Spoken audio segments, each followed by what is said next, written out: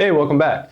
So this is the first video of the Calc 1/AP Calc AB series. They're about the same really, so I'm just going to title them Calc 1.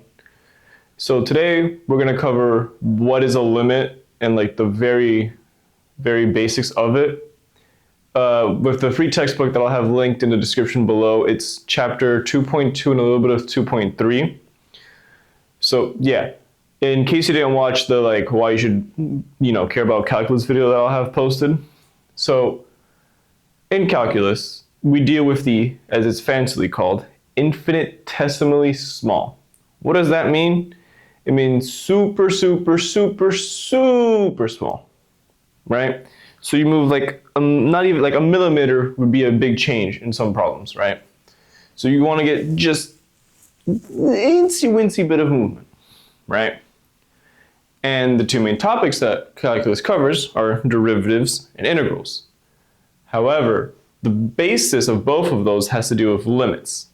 So we're going to talk about limits first. So it'll be about the fourth of the class. In a typical Calc 1 class would be limits, and then derivatives and integrals split the rest up about 50-50. Okay? So let's start off with some algebra that we all know. All right? Let's just say we have a function, right?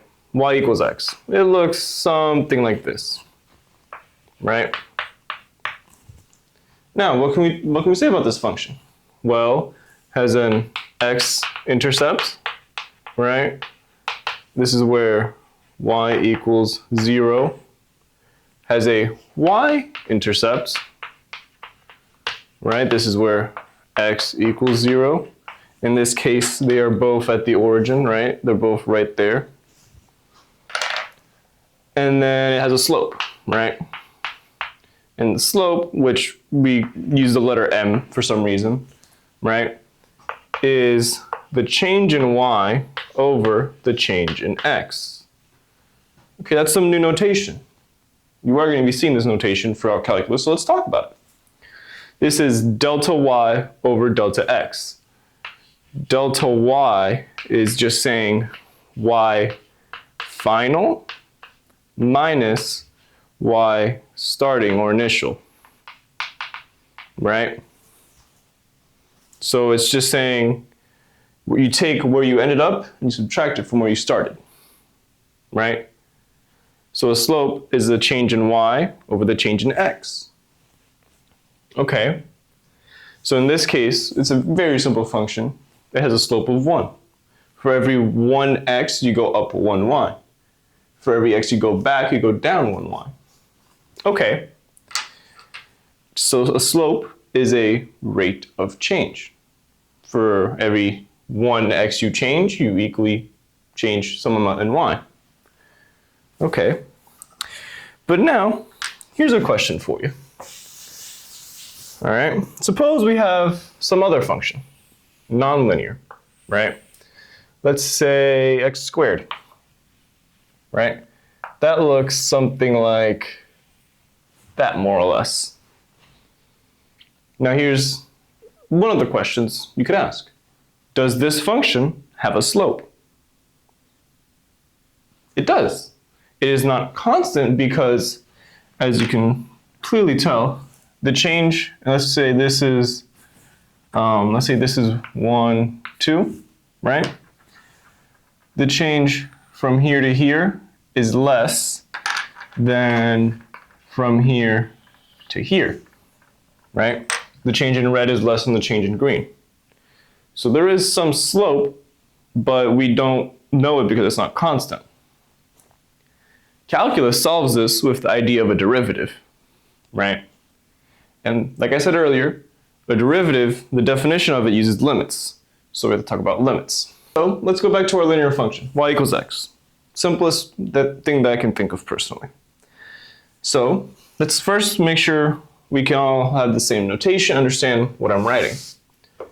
So instead of writing out the limit of blah, blah, blah, blah, you'll see this, where my scribble would be some value. We'll get back to this in a second, right? So let's take the limit of this function. let's take the limit as x goes to 2 of this function, right? So we care about x equals 2. Let me add a scale here real quick, right? So we're really just focusing in on this value here, 2. X equals 2, right? Okay. Well, the limit is just trying to see when you get super, super, super, super, super close to this point, what's the value of the function? Okay. Well, we know at x equals 1, y equals 1, x equals 3, y equals 3, right? And as we come in from both sides, we get really, really, really, really, really close to 2, but we don't get to 2. But since we get so close, it's practically like you're getting to 2, right? So because you get infinitesimally close to 2, x equals 2, you can get an infinitesimally close value of the function at 2, right? So in this case, the limit as x goes to 2 is 2. Now we said that out loud, and that's great, but let's write it down, right? Limit x goes to 2 of x, this is what we're taking the limit of, is going to have some value most likely. Okay, so this is the algebra of it. One of the ways you solve it is very, very straightforward. You just plug it in and do the math. So if we plug in x equals 2 into this expression, we get 2. And that is correct. Awesome. Now, obviously, that's a very simple limit.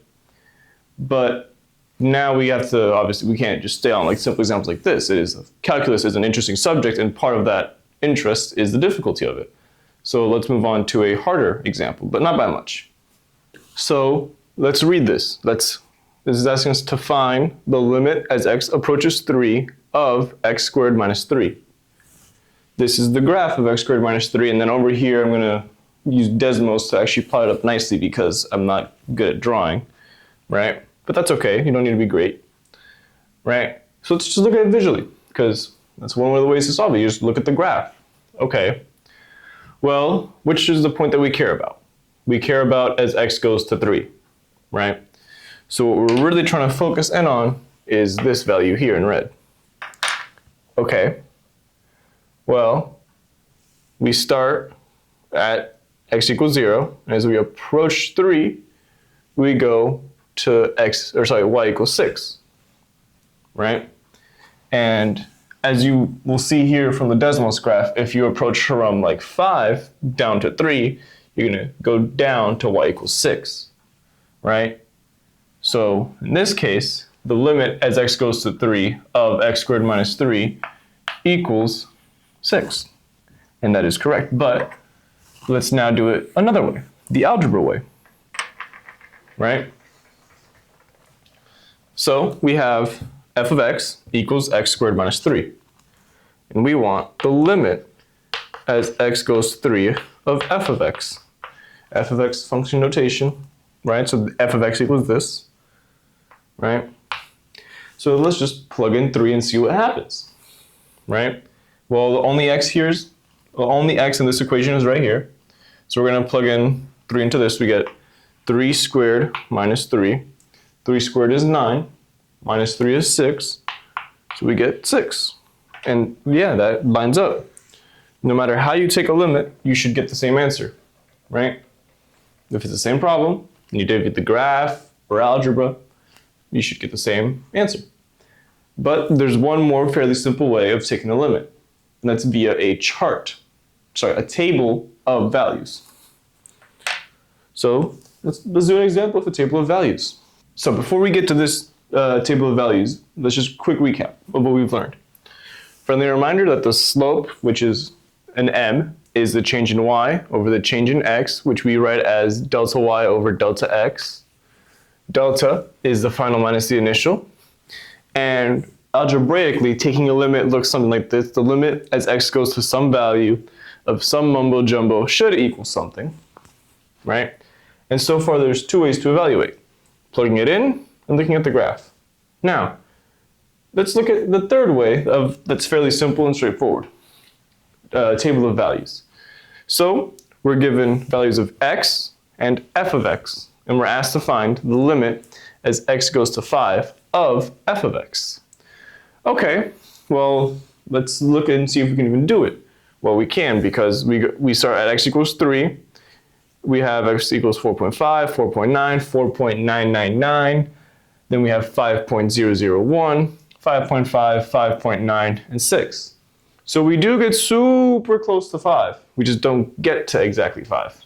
Okay, now let's look at our f of x values. As x increases, f of x goes from negative 6.4 to negative 6.5, negative 6.9, negative 6.999, negative 7.001, negative 7.1, negative 7.8, negative 7.89. Okay, well, what do we notice?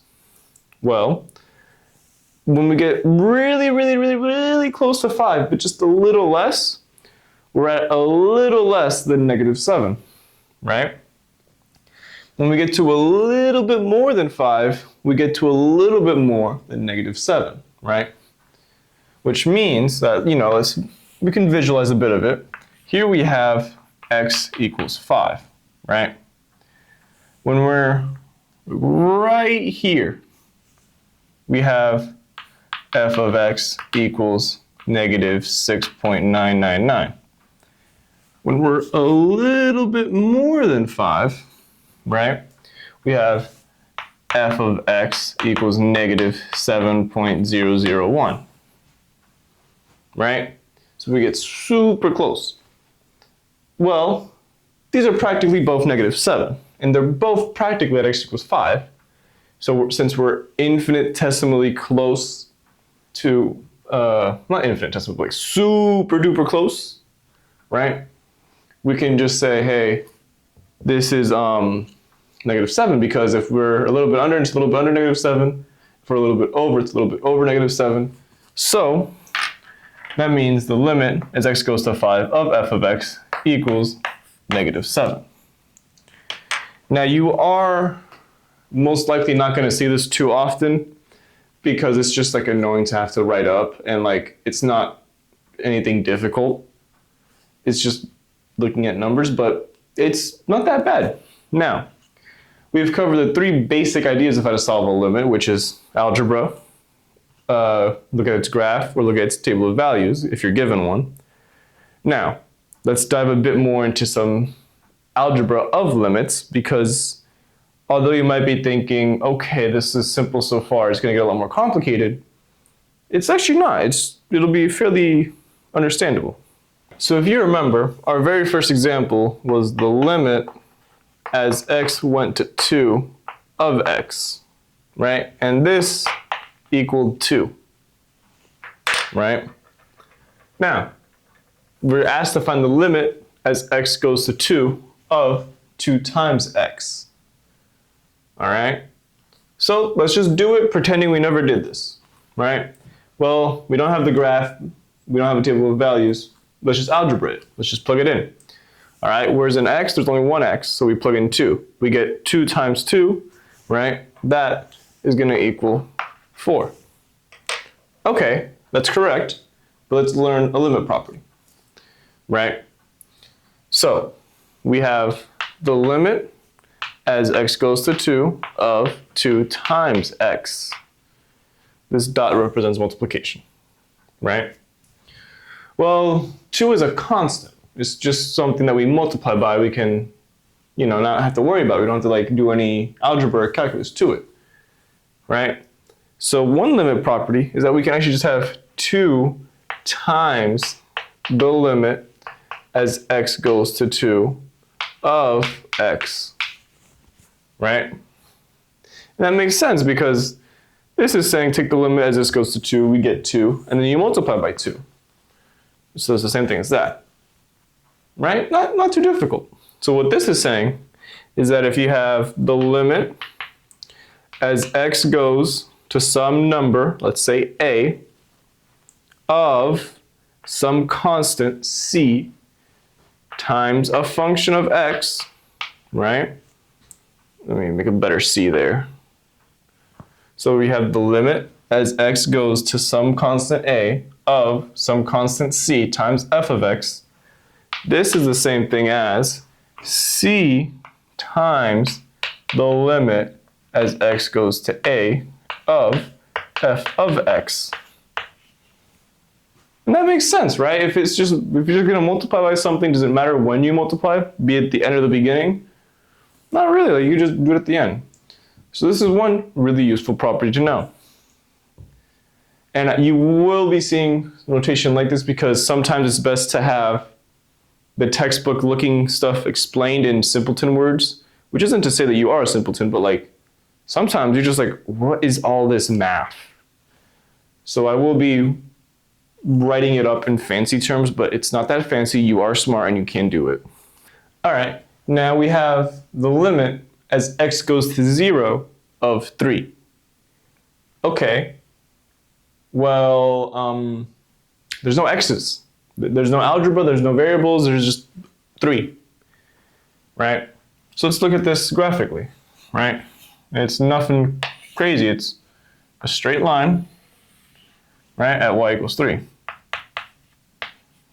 Right? That's all it is. And we're asked to find the limit as x goes to 0 here, right? Well, it's 3 everywhere. Like it's just 3, right? So if it's just 3, that means this limit has to then be 3, right? Yes, because if you're just a constant, right, the limit of a constant is just going to be the constant. Huh, that sounds like another limit property. You'd be correct. So in fancy calculus terms, we get the limit as x goes to a of some constant c equals c, right? If you have a constant, it's a constant. The name literally means doesn't change, so it's just going to stay the same. Okay, well, let's find the limit as x goes to 2 of x plus 3. And I'm sure you remember, because it was about 5 minutes ago, we did the limit as x went to 2 of x equals 2, right? But now we're just saying that we're adding 3. So visually, we went from the red line to the blue line. Okay. Huh. And we also said about 5 minutes ago, the limit as x goes to anything constant of 3 equals 3. Okay, well, let's apply what we know to what we have. Okay, well, we know that if just x, just the limit of x going to 2, it should be 2. And we know the limit of x going to anything of just 3 is just 3. And we're adding them together, right? And as you can tell on the lovely picture I've drawn, we went from about here to up here. Huh. Interesting. It's almost as if when you are adding and subtracting limits, you can just do the limits of the part instead of the whole. What does that mean? It means that this can be broken down into the limit as x goes to 2 of x plus the limit as x goes to 2 of 3. The plus sign here came from inside these parentheses, right? And we know this is just 2 and this is 3, so then this equals 5. So because we broke this limit down into these two and these two added up to 5, this equals 5. And that makes sense because if we were to just plug algebra into that, okay, well, we're plugging in x equals 2. Where's the x? There's only one x. So we get 2 plus 3. 2 plus 3 is 5. Okay, interesting, right? So if you have the limit as x goes to a of, let's say, two functions of x, f of x and g of x, right? Because this is technically a function of x, there's just a constant, no actual x's, right? So this is the same thing as the limit of x going to a, f of x, plus the limit x goes to a, g of x. Please note, you do not change where your limit goes at any point. Like, that's just something that will never happen, right? But now here's another question. What if instead of x plus 3, we had x minus 3? Not plus, minus. Let me rewrite that in purple, just so we can use a different color. Right? What if we had x minus 3? Well, visually, it's going to look something like this. Right? It's just going to be a vertical shift of the original. And then the answer should be, oops, I drew that poorly. That was very poorly drawn because my answer was then not going to line up right. Oopsies. That's okay. There we go, that's much better, right? So now, x equals 2 is over here, right? So we expect this to be less than the original, and it looks to be similar to how we treated the last one, and you'd be correct, right? Because we can break it down into the limit of x goes to 2 of x minus the limit as x goes to 3, or x goes to 2 of 3. Or, if it makes more sense, limit x goes to 2 of negative 3, right? This is the same thing as the limit x going to 2 of negative 1 times times 3, not negative 3. And we can just pull out one of the constants. Doesn't matter which constant, but you can pull it out there. It'll still be the same. So actually, for this property, it's plus or minus that it works for. And this symbol here is the plus or minus symbol. It means either or, which means you have two equations there, not just one. Keep that in mind. Okay, let's cover one last topic for this video, and then we can recap. Now, last new idea for today. Find the limit as x goes to 0 of 1 over x. Okay, we've done this a good bit of times now. I hope you have some confidence. Let's just plug it in, right? Plug it in, get it over with. Limit x goes to 0, there's only one x down here. We get 1 over 0. And we did not do something right. But wait, no, we did do our things right. We just plugged it in. We didn't mess anything up. You're correct. You do get 1 over 0. Okay, well, let's just look at the graph, right? Because obviously we can't have something divided by 0, right?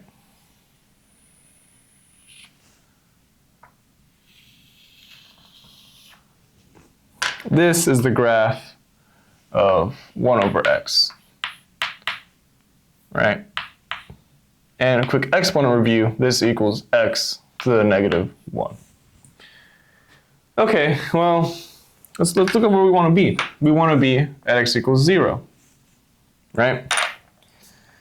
As we get super-duper close from the left, we go to negative infinity, right? As we get super-duper close from the right, we go to positive infinity. Huh. So this limit is infinity and negative infinity, but the limit can only be one value. You're correct. So this limit does not exist, right? Equals d n e. Does not exist. This is a common acronym, DNE. Right? Okay, let's talk about it then.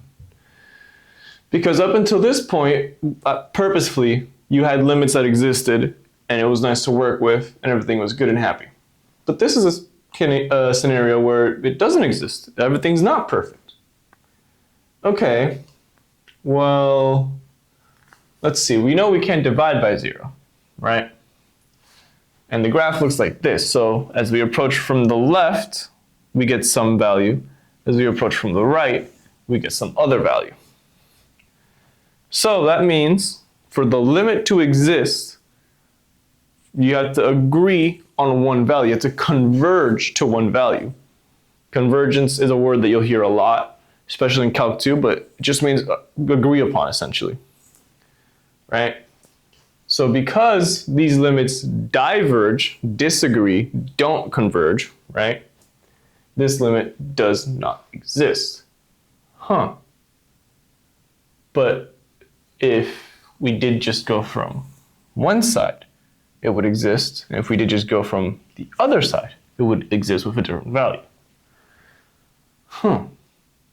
That is an interesting thought, and it's coming down the pipeline in about a video or two in this series, so keep that in mind. But yeah, for now, that's all that we're going to cover in terms of content. Okay? So let's just recap. Well, we started off with some talking about the generals of calculus, like the general ideas, the derivatives and all that, and how if we want to do that, we have to understand their definitions, and to do that, we have to understand what a limit is, right? Then we talked about y equals x. We talked about it having an x-intercept, y-intercept, and a slope, which was the change in y over the change in x. And this triangle just means final minus initial. Then we introduced how a limit looks like in algebra. The limit as x goes to some value of some mumbo jumbo should hopefully equal some value. Awesome. And then we covered 3 simple ways to evaluate. The first one, just plug it in, see what happens. The second one was looking at the graph and trying to figure out how close you get. The third one was you're given a huge table of values and you're just trying to read and see where they get super duper close. Awesome. Then we covered 3 properties. We have the limit as x goes to a of a constant times f of x equals the constant times the limit of f of x. Okay. Then we had the limit as x goes to a constant, as x goes to some constant a of some constant c, it's just going to equal c, right? It's just one straight line, it doesn't change. The third one was that if you have one big limit of stuff being added and subtracted from each other, you can actually just do a bunch of small limits and then add and subtract those limits respectively. So that covers the generals, like first couple baby steps of calculus, all right? But obviously, it's good to get some practice in. Like I said earlier, this covered section 2.2 and a little bit of 2.3 in terms of your book, or not your book, like the book I recommend that's free, is online. There's nothing to lose by like just checking it out, right? Now, obviously, I can give you some examples and some practice problems. And so let me move out the way, and I don't block myself that way, but I'm gonna post some screenshots up here. Feel free to pause the video, write them down, try them out.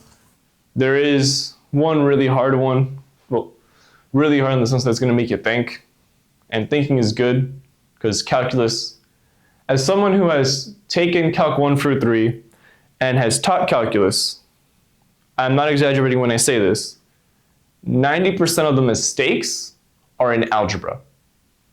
And about 50% of those, like total, half of the mistakes people make is just sign errors, which means you wrote down a positive instead of a negative or vice versa. So don't just think that, well, I understand the subjects, the example problems made sense, I'm good to go. Do the homework, get some practice in, like it'll help your brain figure out the mechanics of problems. Obviously, this is one of the easiest bits of calculus, so it's not life or death, but if you build a good habit early on, it's gonna help. So yeah, thank you for watching as always. If I was helpful, maybe leave a like. If I wasn't, comment how I was bad and how I can try and fix it. If I was really helpful, subscribe even, I'd heavily appreciate that. And yeah, I'll see you next time as we cover more about limits and wonder, why is this one-sided stuff here?